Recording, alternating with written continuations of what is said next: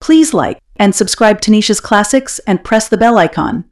सुवर्णवर्ण सुन्दरं सीतैकदन्तबन्धुरं गृहीतपाशकाङ्कुशं वरप्रदाभयप्रदम् चतुर्भुजं त्रिलोचनं भुजङ्गमोपवीतिनं प्रफुल्लवारिजासनं भजामि सिन्धुराननं भजामि सिन्धुराननं भजामि सिन्धुराननम् किरीटहारकुण्डलं प्रदीप्तबाहुभूषणं प्रचण्डरत्नकङ्कणं प्रशोभिताङ्गयष्टिकम्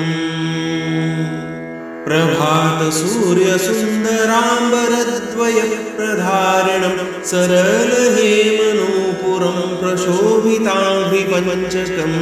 प्रशोभिताङ्घ्रिपञ्चकम् प्रशोभिताङ्घ्रिपञ्चकम्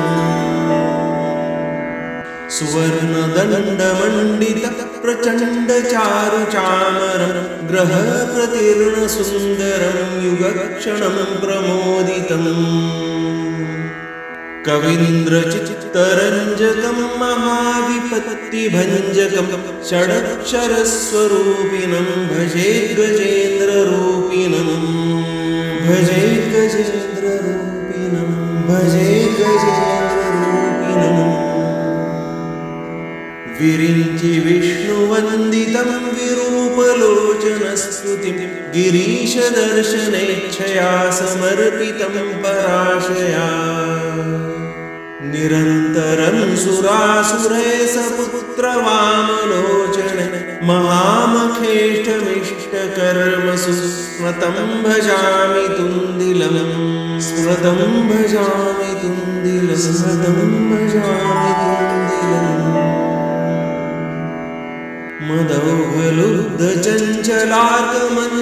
मदौघलुब्धचञ्चलाकमञ्जुगुञ्जितारवं प्रबुद्धचित्तरञ्जकं प्रमोदकर्णचालकम्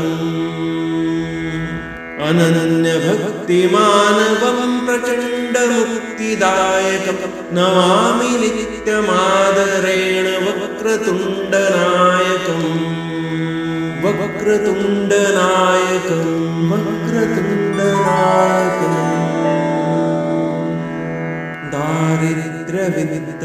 दारिद्र्यविद्रावनमाशु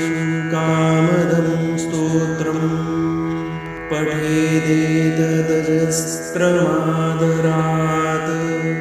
पुत्रीकलत्रस्वजनेषु मैत्री पुमान्मवेदेकवरप्रसादात् इति श्रीमच्छङ्कराचार्यविरचितं श्रीगणपतिस्तोत्रं